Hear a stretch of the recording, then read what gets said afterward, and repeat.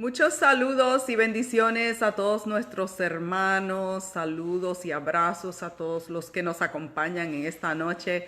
Aquí se encuentra su hermana Ailín Maldonado, acompañada de mi esposo, el pastor Germán Mercado, de aquí de Capilla del Rey, Orlando. Quisiera recordarles que estamos aquí para orar juntos con vosotros, así que háganos llegar sus peticiones de oración, también sus testimonios de cómo Dios está interviniendo en respuesta al clamor de su pueblo, en comunión, en acuerdo. Así que envíenos también sus acciones de gracias. También queremos recordarles que además de estar en Facebook Live, luego estos mensajes serán subidos a YouTube, así que nos pueden buscar allí también bajo Capilla del Rey Orlando. Y están varios de nuestras grabaciones ya allí, así que invite amigos, invite familiares para que los escuchen y seamos todos bendecidos y edificados con la palabra del Señor. Siempre es bueno refrescar lo que el Señor nos ha dicho, recordar sus promesas, recordar su fidelidad, su amor y su misericordia para con nosotros. Y a los hermanos que nos sintonizan a través de Facebook Live, les pedimos que por favor compartan, le den share para que compartan con muchas personas y así muchas más vidas puedan recibir el impacto de la palabra del Señor, porque la palabra de Dios es viva y eficaz. Amén. Hace aquello para lo cual salió y sabemos que Dios es todopoderoso y hará grandes cosas en cada corazón.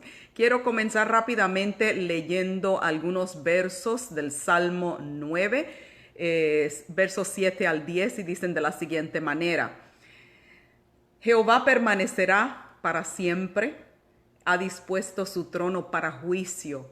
Él juzgará al mundo con justicia y a los pueblos con rectitud. Jehová será refugio del pobre, refugio para el tiempo de angustia. En ti confiarán los que conocen tu nombre, por cuanto tú, oh Jehová, no desamparas a los que te buscaron. Cantar a Jehová que habita en Sión, publicad entre los pueblos sus obras. Así que vamos a publicar entre los pueblos sus obras. Vamos a seguir proclamando la palabra del Señor. Ya han comenzado a llegar las peticiones y estaremos orando prontamente por todas esas peticiones. Así que envíenos sus peticiones. Sabemos que Dios tiene poder, Dios va a obrar, Dios está muy pendiente de cada una de nuestras peticiones. Y mientras leía mi Biblia en esta mañana, tengo escrito en la tapa de la Biblia, en ese momento no tenía una hoja de papel y estaba escuchando una predicación, y escribí en la tapa de mi Biblia acerca de esta predicación, y lo que leía hoy me impresionaba con cuán de acuerdo está con la circunstancia que estamos viviendo ahora. Así que voy a compartirles rápidamente algunas de las notas que tenían. Esta predicación fue basada en el libro de Primera de Samuel capítulo 22 y se trata de David cuando se encontraba huyendo del rey Saúl y luego fue a Aquis y también tuvo que huir de Aquis y se refugió en una cueva. La cueva se llamaba la cueva de Adulam y Adulam significa refugio. Y estas son las notas que escribí de aquella predicación, que no recuerdo lamentablemente de quién recibimos esa palabra, pero la palabra impactó mi corazón y todavía la guardo hasta el día de hoy. Y el hermano que predicaba nos decía que la cueva de Adulam era la sala de espera de Dios para cumplir su propósito. Y hoy pensaba, esa es la cuarentena que estamos viviendo, es la sala de espera de Dios para obrar en nosotros y para cumplir su propósito en nosotros. Y decía también el predicador que allí hacía falta desarrollar el carácter de fe y de esfuerzo. David necesitaba desarrollar carácter de fe y de esfuerzo, y nosotros Como hijos de Dios necesitamos desarrollar un carácter de fe y de esfuerzo, de confianza en nuestro Dios, de que Él está obrando y que en medio de estas circunstancias quiere usarnos como sus instrumentos para bendecir y edificar.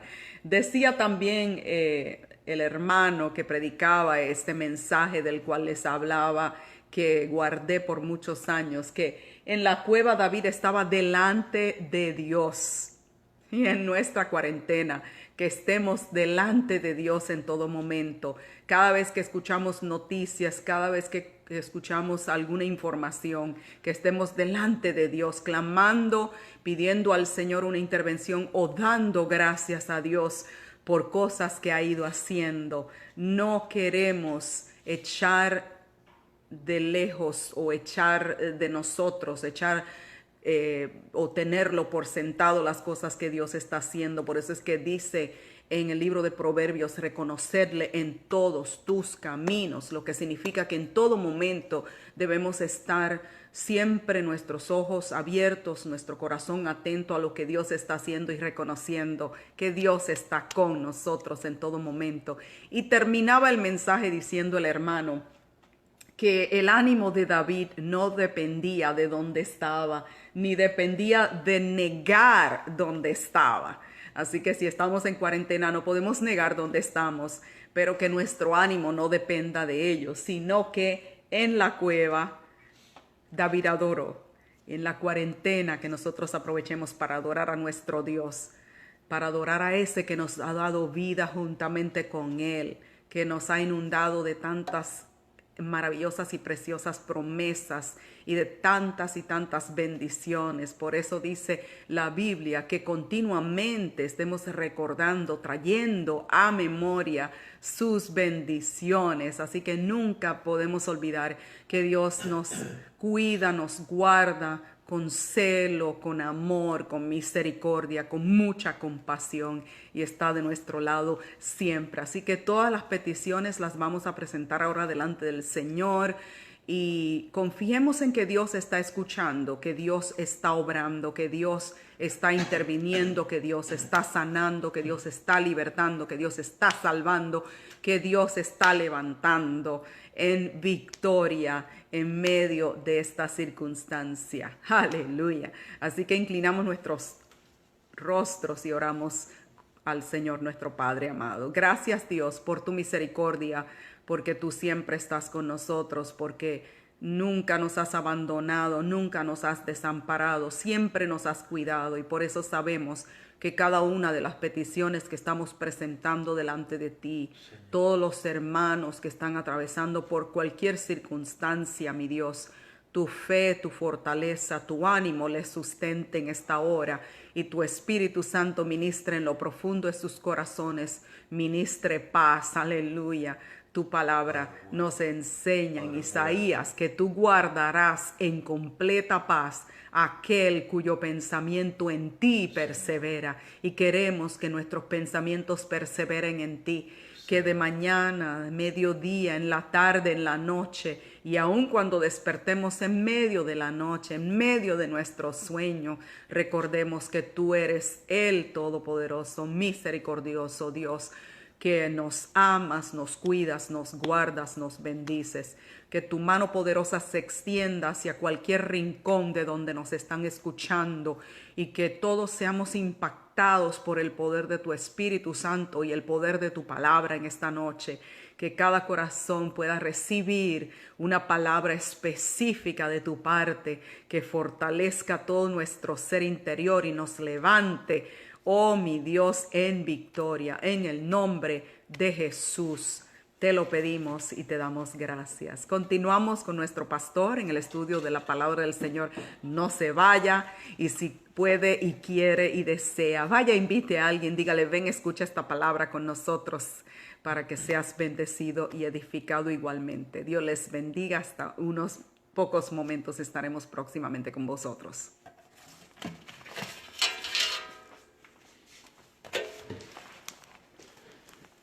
Saludos, amados. Qué bueno estar otra vez con ustedes. Hoy, como recordarán, tenemos nuestro estudio bíblico y también tenemos oración. Por eso, siga enviándonos a través del mismo Facebook Live. Incluyanos allí su petición de oración y vamos a estar ya en unos momentos. Vamos a estar intercediendo por cada una de esas peticiones. El miércoles pasado, en nuestro estudio bíblico del miércoles pasado, comenzamos a estudiar la epístola del apóstol Santiago, hermano biológico del Señor Jesús. Y vimos en el capítulo 1 que el apóstol habla acerca de las pruebas. Y quiero hacer esto a manera de recapitulación, a manera de resumen. En el capítulo 1 habla de las pruebas. Y como rasgo sobresaliente dice el apóstol que la prueba de nuestra fe produce paciencia y que es necesaria la paciencia. Dice la Biblia que con la paciencia ganaremos nuestras almas. Es necesaria la paciencia. Por eso es que la prueba de nuestra fe lo que produce es paciencia. Así de necesaria es la paciencia. Y dice también el capítulo 1, habla en la segunda parte de este capítulo, nos exhorta a ser hacedores de la palabra, no tan solamente oidores. Y cuando Santiago dice, habla del hacedor de la palabra, es uno que vive la palabra, que la pone por obra, que anda en la palabra de Dios. No solamente que la escucha y la considera, porque quien escucha la palabra y la considera, dice el apóstol, es como alguien que se mira frente a un espejo y después se olvida cómo era. Así es el oidor de la palabra. Sin embargo, el hacedor de la palabra camina en la palabra de Dios. Bueno, hoy entramos en el capítulo 2 de esta epístola de Santiago.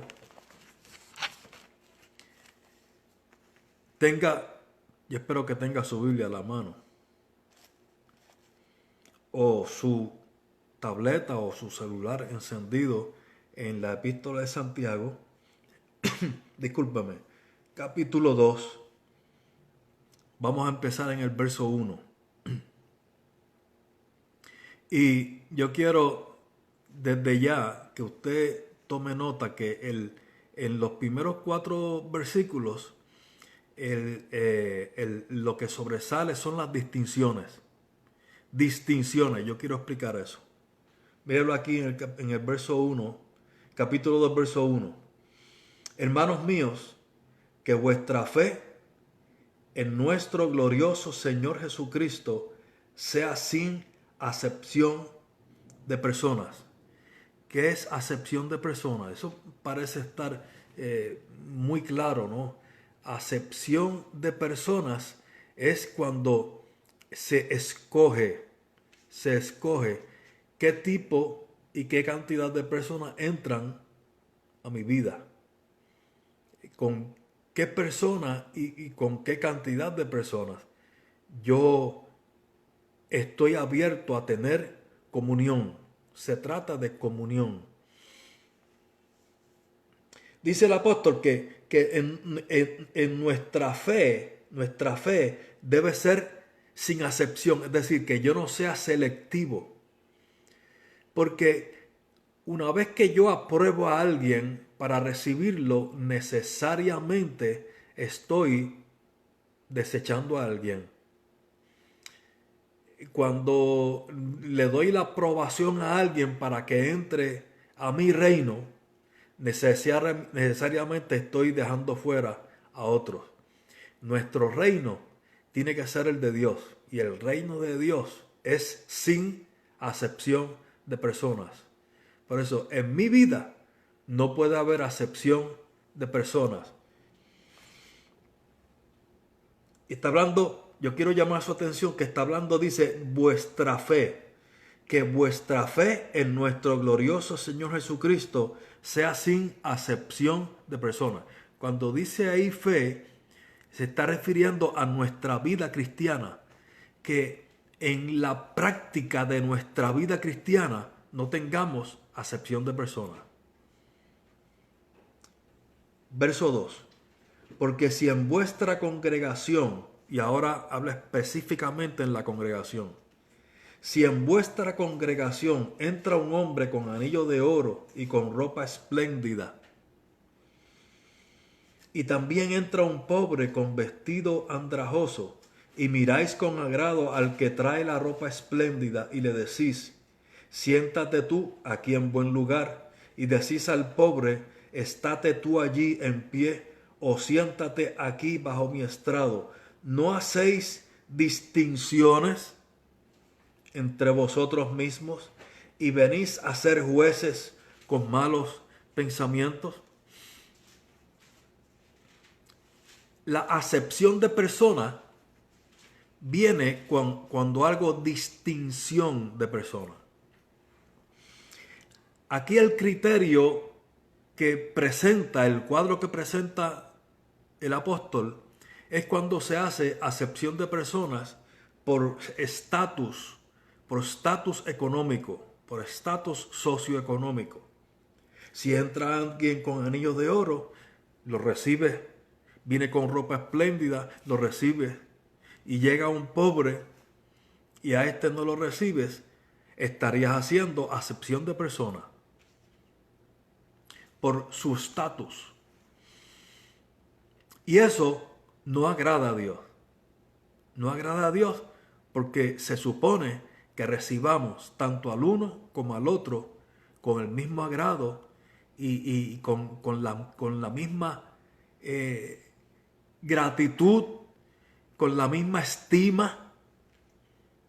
Ahora yo quiero que nos salgamos de ese cuadro de estatus económico y pensemos en que se podría estar haciendo acepción de personas partiendo de otros aspectos, como por ejemplo la edad, que si llega un joven se recibe con agrado y si llega un anciano no. Y eso sería exactamente lo mismo, se estaría haciendo distinción de personas y habría acepción de personas. Podríamos seguir mencionando muchas cosas. Apariencia, por ejemplo. La apariencia. ¿Qué tal si a nuestra congregación llega alguien cuya apariencia no es muy agradable? No tiene mucho, no proyecta un estatus de prosperidad, de cuidado. Recuerdo que recientemente un pastor se disfrazó, se vistió como si fuera una persona de ambulante, un homeless, y lo hizo bien. Es decir, yo vi el artículo con gráficas, con fotos, y se arregló propio para proyectar lo que quería. Parecía una persona de ambulante, un homeless. Entró al servicio de su propia congregación, fue un domingo, y él quería saber, por experiencia propia, qué sentía una persona en ese estado si visitaba la congregación. Y su experiencia fue que recibió sorpresa de parte de algunos, una cierta distancia de parte de otros, percibió algún rechazo y pudo sentir en carne propia lo que... Entonces, ¿cuál no fue la sorpresa cuando llegó el momento de pasar al podio a predicar la palabra ese día? Quien subió ese día al podio fue el que se supone que era aquel homeless que llegó hasta el servicio ese día.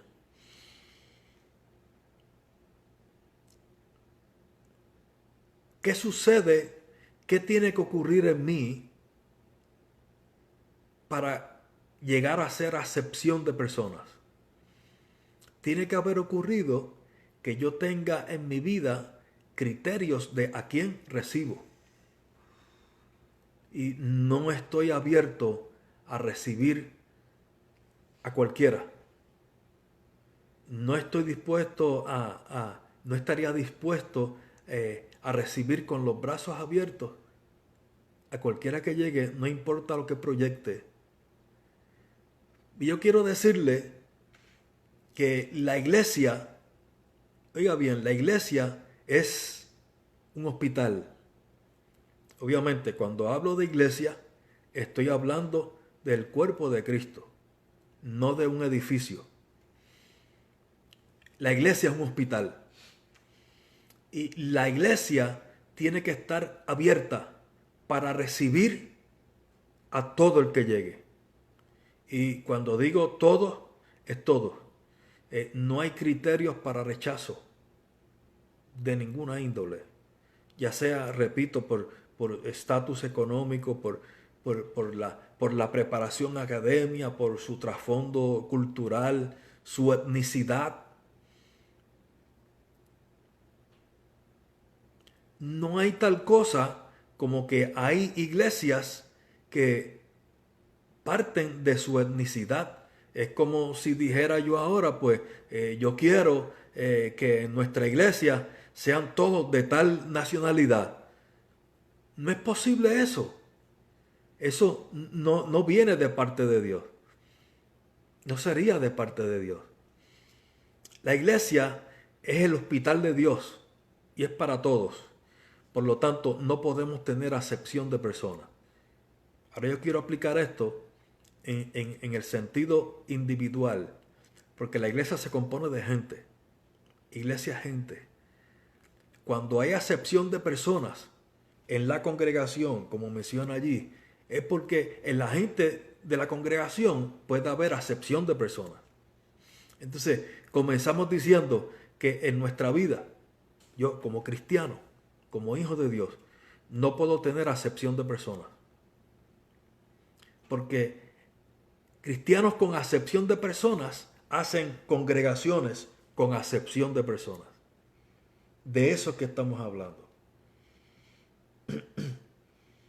Verso 4. No hacéis distinciones entre vosotros mismos y venís a ser jueces con malos pensamientos.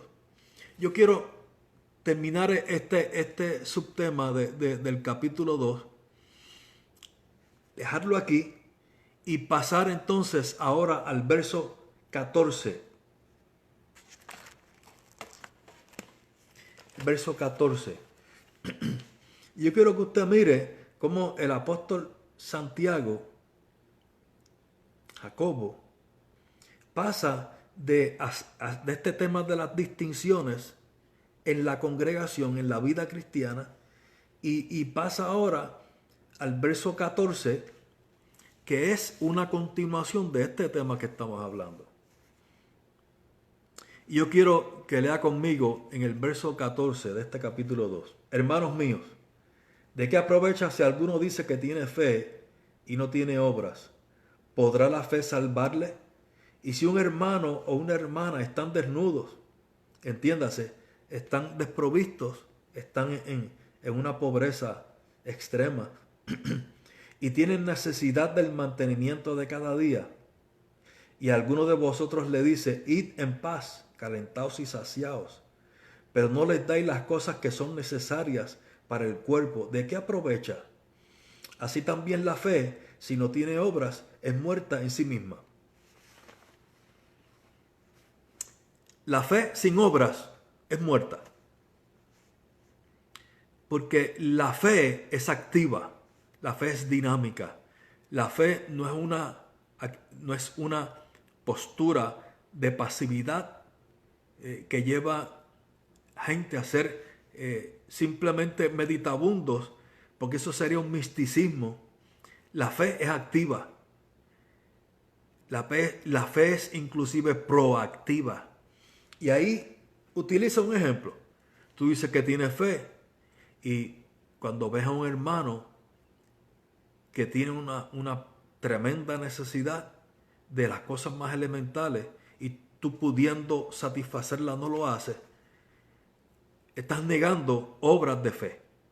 Es decir, la Biblia enseña que somos salvos no por obras para que nadie se gloríe, sino por fe. No somos salvos por obras, pero cuando somos salvos obramos en virtud de la fe. Es decir, porque soy alguien de fe, tengo que obrar conforme a la fe, no para ser salvo.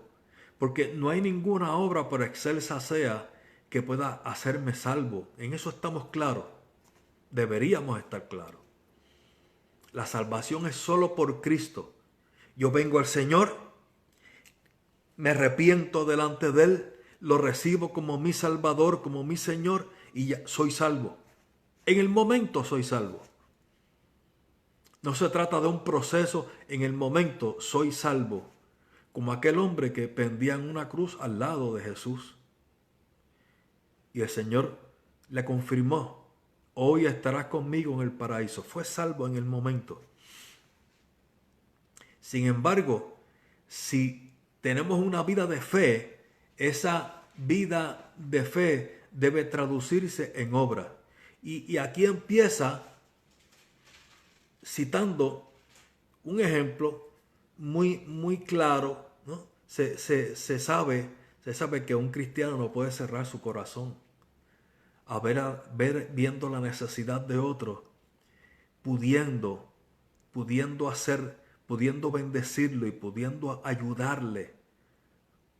Porque esto no se trata de filantropía, ¿sabe? No es la filantropía que se practica en virtud de exalzar la calidad humana.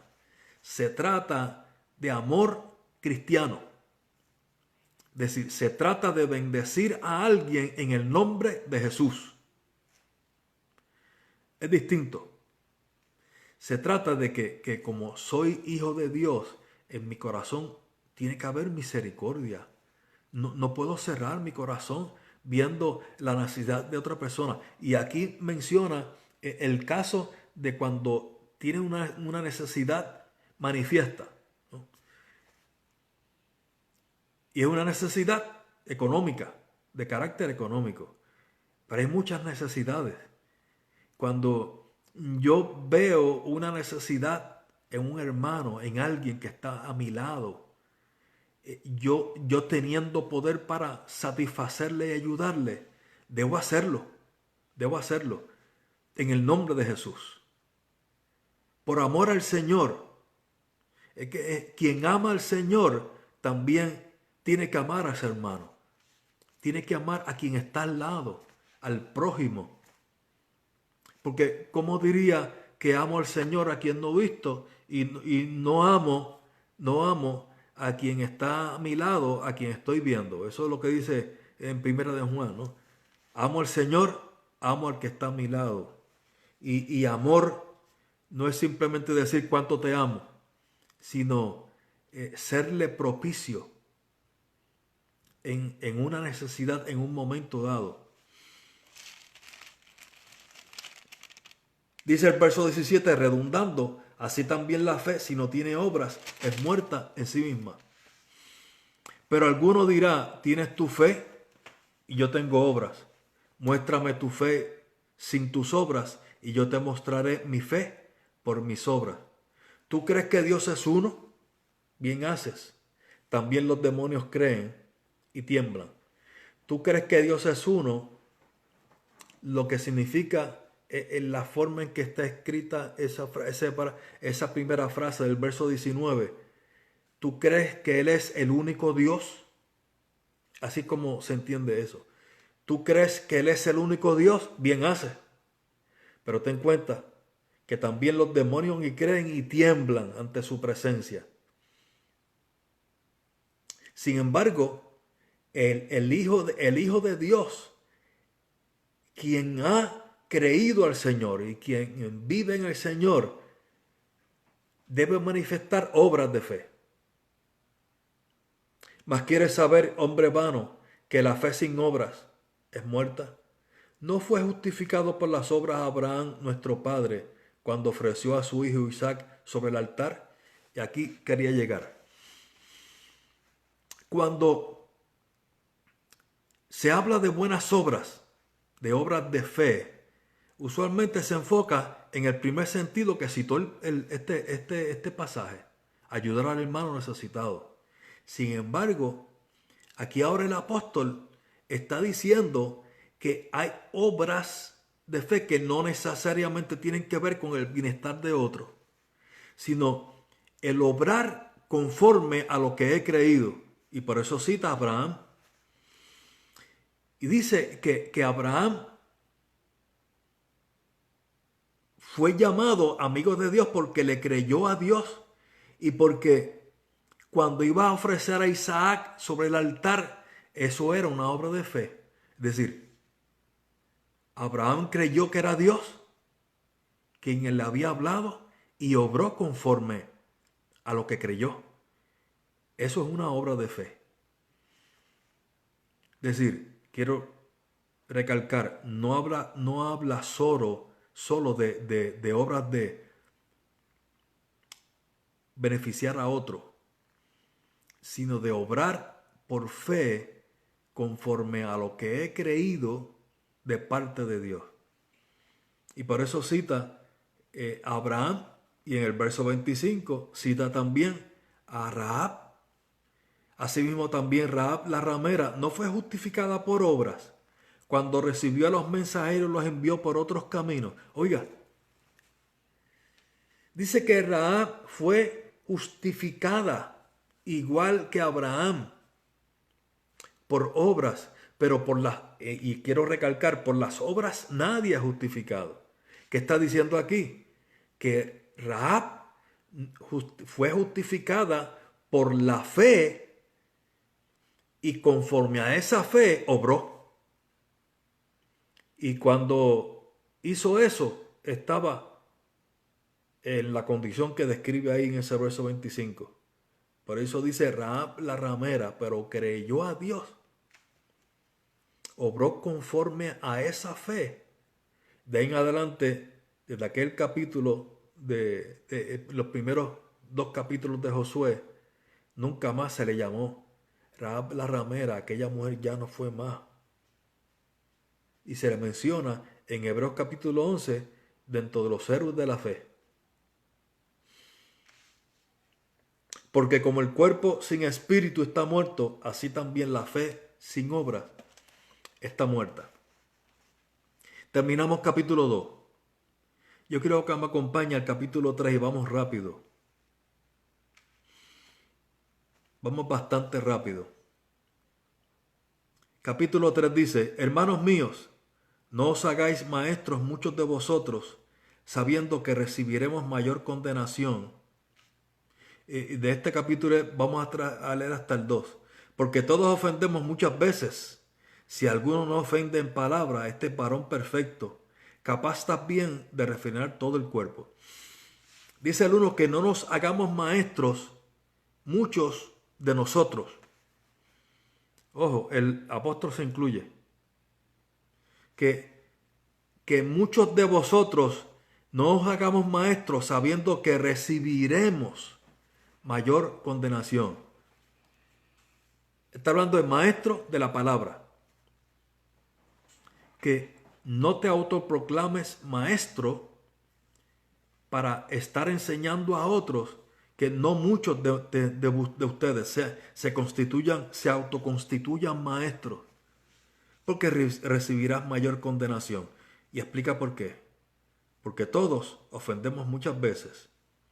Y ahora aquí el tema es la lengua, el uso de la palabra. Y dice este capítulo 3 de Santiago que todos ofendemos de palabra. Por eso, el que ha sido llamado a constituirse maestro de la palabra, dará cuenta de lo que enseña. Es decir, daremos cuenta de lo que enseñamos. Quien es maestro de la palabra tiene que ceñirse a lo que viene de parte de Dios para enseñar y no utilizar este don, la expresión de este don, para ofender. Ahora acompáñame al verso 8. Verso 8 dice, pero ningún hombre puede domar la lengua, que es un mal que no puede ser refrenado, llena de veneno mortal. Con ella bendecimos al Dios y Padre, y con ella maldecimos a los hombres que están hechos a semejanza de Dios. Otra vez, el apóstol se incluye, dice que con ella maldecimos. No es que él maldecía a nadie, él se está identificando con la clase de persona que pudiera llegar a hacer eso, no que él lo hacía. Y esto no está bien. Dice el verso 10, leo otra vez el 9, con ella bendecimos al Dios y Padre, y con ella maldecimos a los hombres que están hechos a la semejanza de Dios. ¿Cuántos hombres están hechos a la semejanza de Dios? Todos. Oiga, todo hombre, toda mujer tiene imagen y semejanza de Dios, no importa su condición. Aún la persona que está más lejos de Dios tiene imagen y semejanza de Dios. Por eso es que sigue teniendo creatividad, por eso es que siente, por eso puede sentir empatía con alguien. Es imagen y semejanza de Dios. Por eso yo no puedo rechazar a nadie. Es decir, yo no puedo decir que yo tengo en estima solo aquel que es creyente, al cristiano, que es mi hermano. Oiga, esa persona que todavía no está en el Señor tiene imagen y semejanza de Dios. El hombre es la obra suprema de Dios. Dentro de la creación no hay nada que compare con el hombre sin importar su condición. Claro, si está perdido, si todavía no es salvo, obviamente esa imagen y semejanza de Dios está opacada y no está caminando conforme al Señor, no es salvo, no es un hijo de Dios, aunque es criatura, pero no es un hijo de Dios. Se es hijo de Dios solo cuando recibimos al Señor Jesús como nuestro Salvador. Sin embargo, yo debo tener en estima y no menospreciar a nadie precisamente porque tiene imagen y semejanza de Dios. Y eso es grande.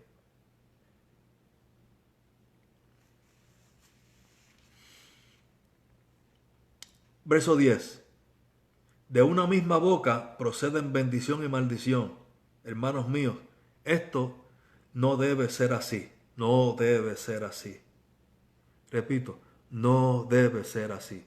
¿Cómo es posible que por esta boca salga bendición hacia Dios, bendigamos a Dios, y que estemos maldiciendo a alguien que fue creado a su imagen y semejanza? Dice el apóstol, esto no debe ser así. No debe. Es incongruente, es incompatible, no es de Dios, no agrada a Dios. Y habla de mí, habla de mi persona, habla de cuán entronizado está el Señor en mi vida. Hermanos míos, ¿puede acaso la higuera producir aceitunas o la vid higos? Así también ninguna fuente puede dar agua salada y dulce. Es decir, una fuente, nuestra fuente, no puede bendecir a Dios y maldecir a alguien. No puede. Yo quiero terminar aquí este capítulo. Perdóname. Vamos a ver el verso 13. Verso 13. ¿Quién es sabio y entendido entre vosotros? Muestre por la misma conducta sus obras en sabia mansedumbre. cuando el apóstol se dirigió a la iglesia, en este momento había la tendencia, el símbolo de estatus que más se apreciaba era la sabiduría. Se había entronizado la sabiduría. Ahora el apóstol va a presentar qué tipo de sabiduría es la que enseña y la que abraza al Hijo de Dios. ¿Quién es sabio e entendido entre vosotros? Muestre por la buena conducta sus obras en sabia mansedumbre. Es decir, ¿hay alguien sabio entre ustedes? Muestre con buena conducta. Porque de lo contrario es conocimiento. Y sabiduría no es conocimiento. Sabiduría es conocimiento de parte de Dios para vivir. Por eso es contradictorio en una persona que se autoproclama sabio, que se considera sabio, que está, como vamos a ver ahora, en contienda con otros.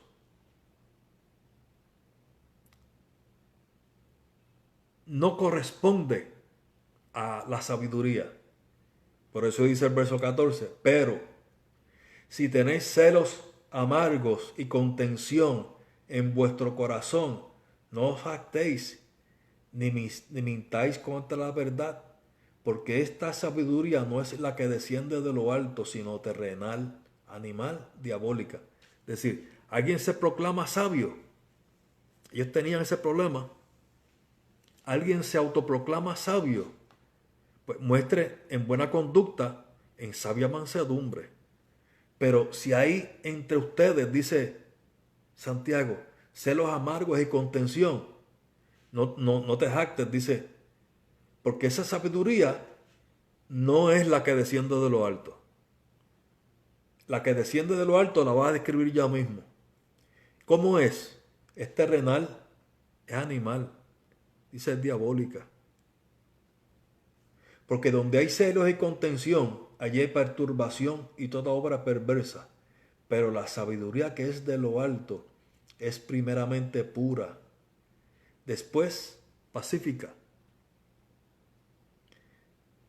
amable, benigna, llena de misericordia y de buenos frutos, sin incertidumbre ni hipocresía. Y el fruto de justicia se siembra en paz para aquellos que hacen la paz.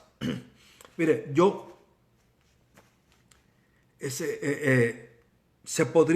alguien podría encontrar muchas justificaciones para presumir de sabiduría y como quiera tener amargura en su corazón y por lo tanto tener contienda con otros, lo cual es contradictorio.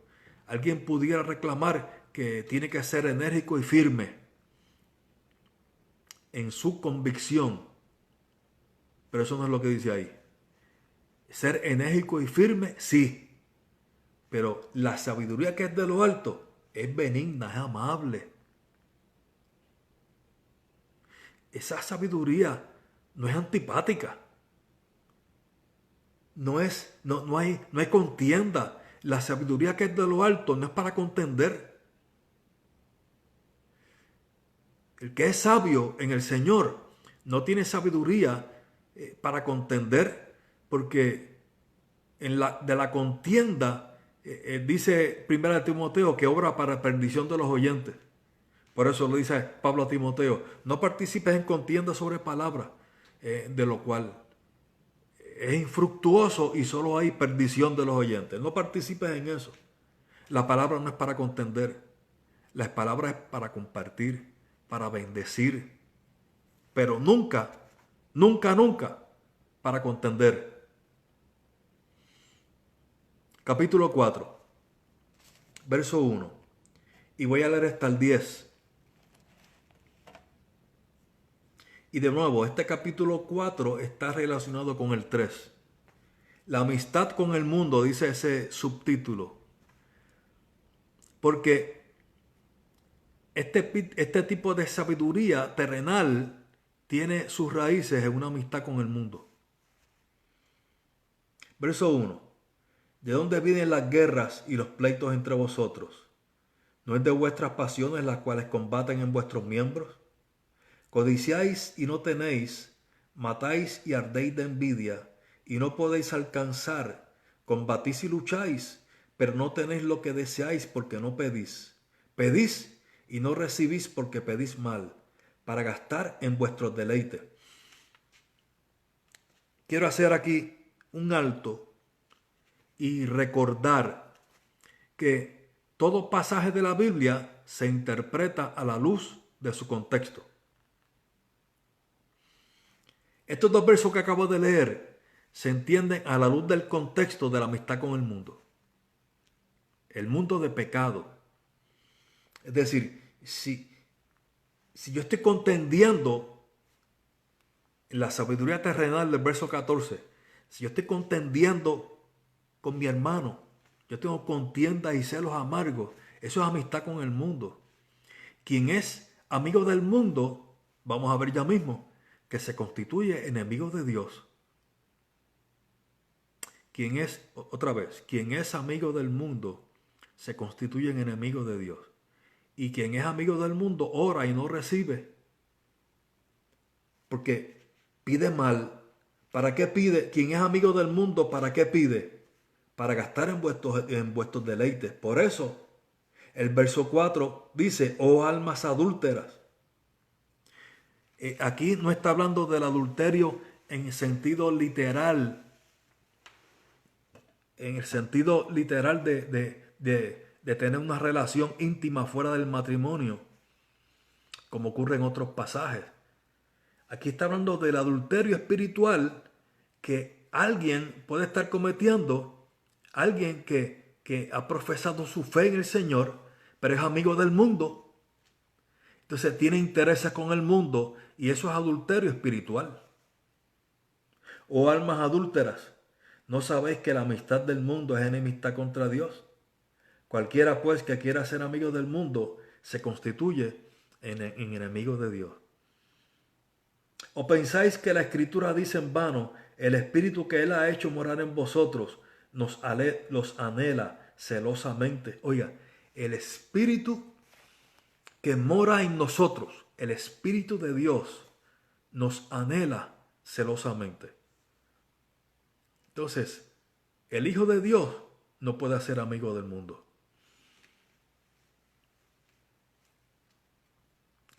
Y yo tengo que decir que esto no se trata, la amistad con el mundo no se trata,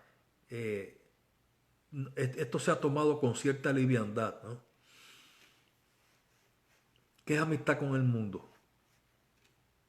Pues lo conecta directamente con la sabiduría mundana que habló en el capítulo 3. Y esa sabiduría terrenal, animal, diabólica, eso es amistad con el mundo.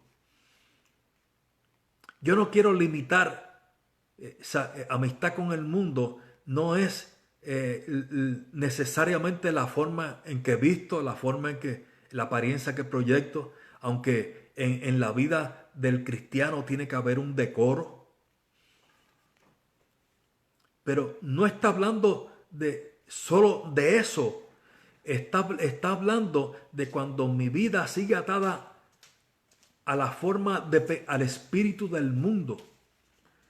Cuando el cristiano todavía puede participar del mundo, cuando todavía puede pensar como el mundo, entonces esta persona no ha nacido de nuevo y si nació, se desvió. Una cosa que tiene claro el que nace del Señor es que ya no pertenece al mundo. El mundo murió. Nuestro pecado, nuestro cuerpo de muerte, nuestro cuerpo pecaminoso murió juntamente con Cristo en la cruz del Calvario. El mundo, dice Pablo, me ha crucificado a mí y yo al mundo por Cristo. Ya no pertenecemos al mundo, somos de Cristo. Y limitar eso solamente a unos rasgos físicos sería reducirlo a poco. aunque vuelvo y digo, en algunos casos sí está incluido. Cuando el decoro y eh, la rectitud están entredichos, pero va mucho más allá, mucho más allá. Es más allá que eso.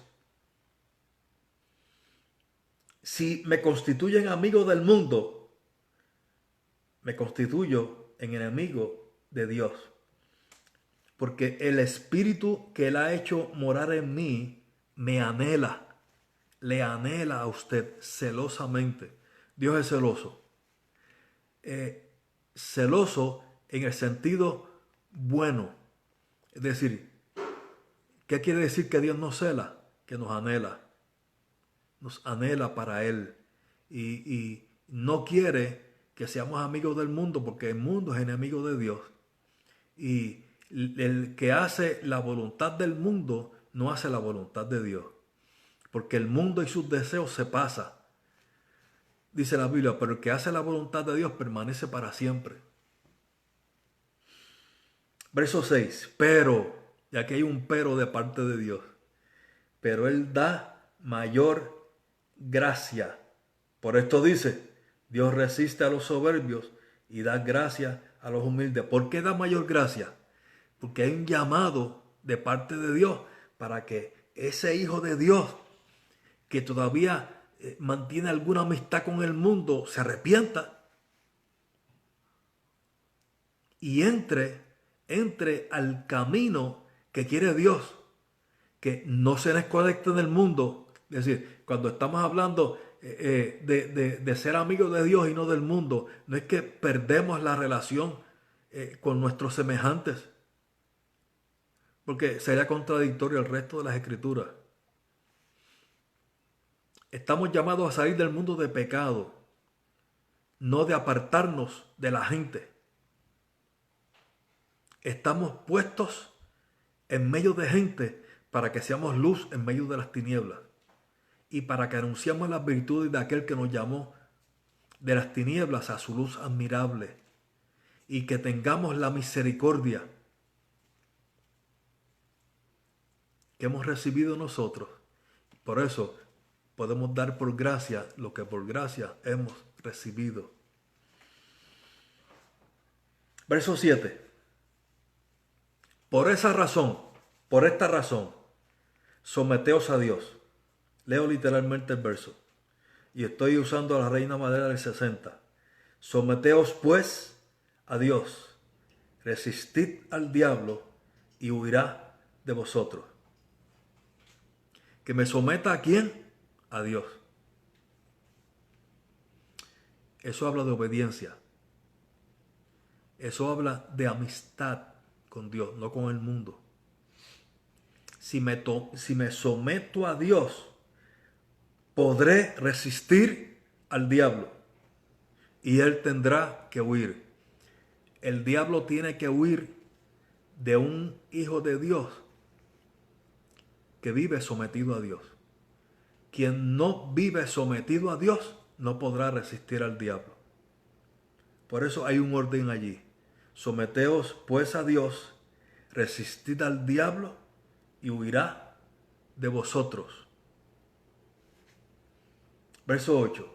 Acercaos a Dios y Él se acercará a vosotros. Pecadores, limpiad las manos, y vosotros los de doble ánimo, purificad vuestros corazones.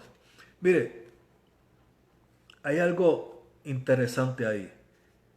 Vosotros los de doble ánimo. La doblez de ánimo no es otra cosa que alguien que está hoy muy animado y poco después está desanimado. ¿Y qué es estar desanimado? Es cuando falta el ánima, cuando falta el alma. En el griego, desánimo viene de ausencia de ánima. Es como si el alma se fuera. Eso es desánimo, literalmente. ¿Por qué ocurre eso?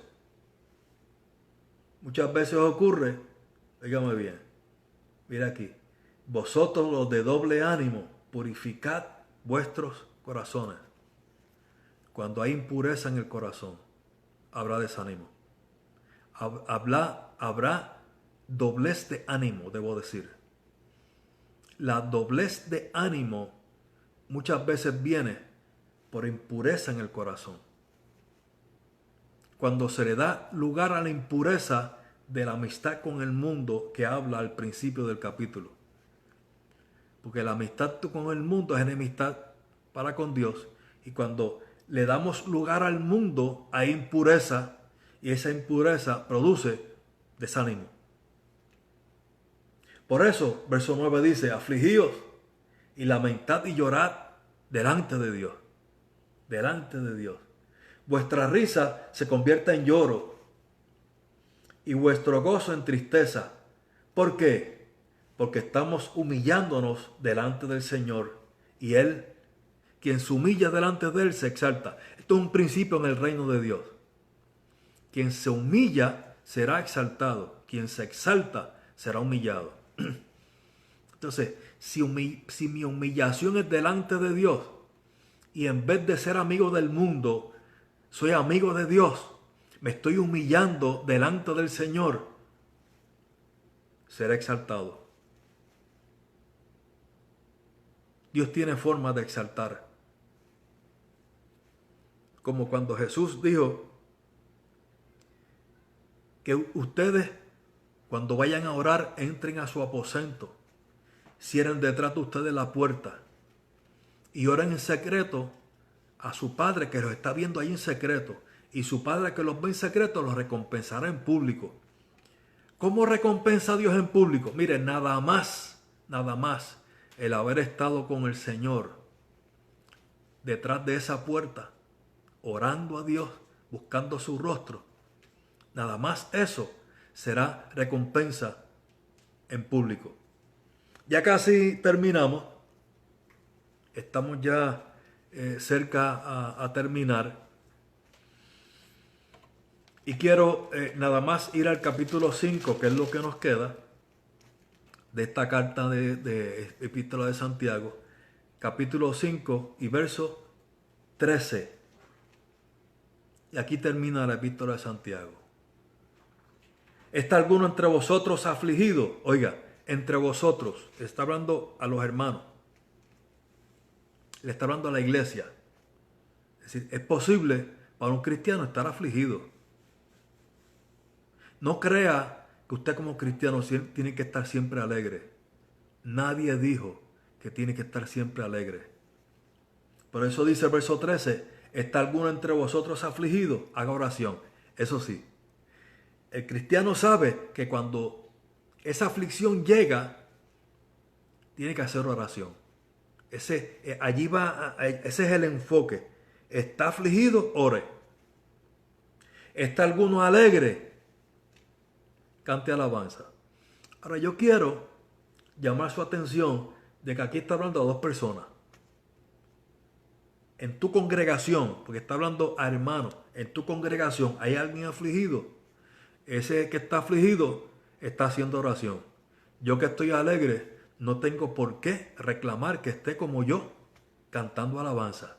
Por eso, cuando el hermano está afligido, está haciendo oración, aunque yo esté cantando alabanza, no voy a intervenir en su aflicción, en su oración, más bien lo voy a apoyar. ¿Está alguno enfermo entre vosotros? Llame a los ancianos de la iglesia y oren por él, ungiéndole con aceite en el nombre del Señor. ¿Está alguno afligido? Haga oración.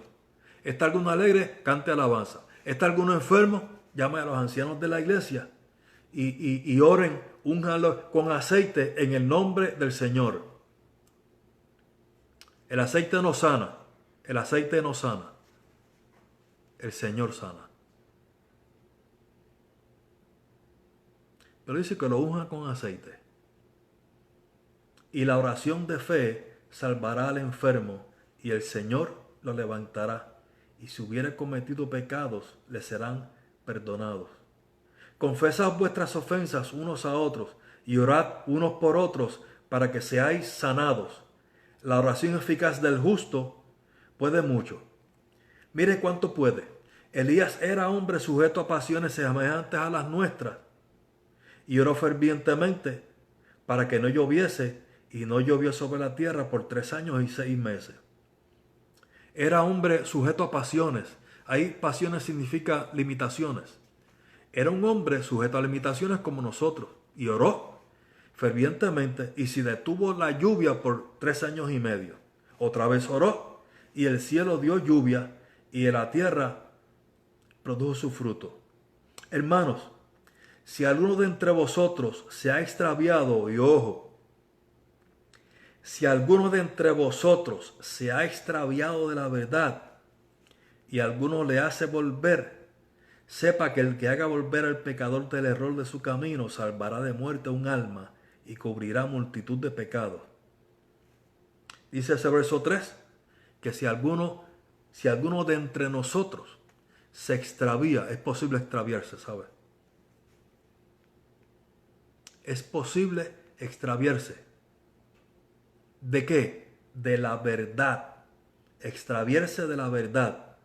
Dice aquí que otro del rebaño le hace volver.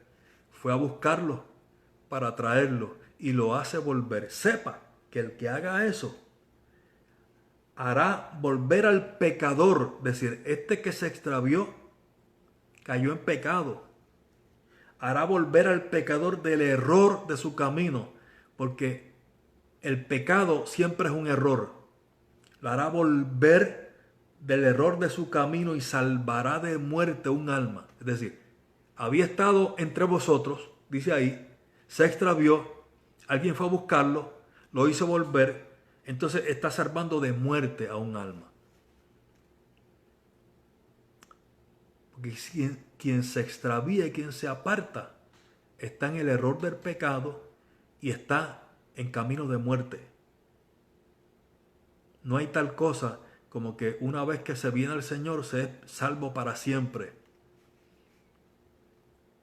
Somos salvos con tal de que retengamos firmes hasta el fin la esperanza del principio. El justo por la fe vivirá, y si retrocediere no agradará a mi alma. Por eso dicen Hebreos, nosotros garanticemos que no somos de los que retroceden para perdición, sino para preservación del alma. Aquí termina la epístola de Santiago. Aquí termino yo con este estudio de la palabra hoy. Espero que haya sido de bendición. Tiene pasajes bien fuertes. Abre nuestra mirada, expande nuestro celo.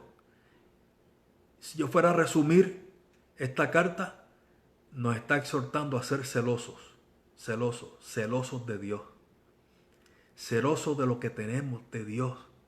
Él nos cela a nosotros y dice que nosotros tenemos que ser un pueblo celoso de buenas obras en el Señor. Termino aquí. Creo que tenemos algunas peticiones. Vamos a estar orando por esas peticiones. Dios las conoce, el Señor las conoce. Sabe cuántas peticiones han llegado. Y ahora vamos a orar. La lista la tiene el Señor. Esa lista ya es conocida por Dios. Su petición es conocida por el Señor. Su clamor de oración es conocido por el Señor. Y yo quiero acompañarle en este momento a orar por esa petición.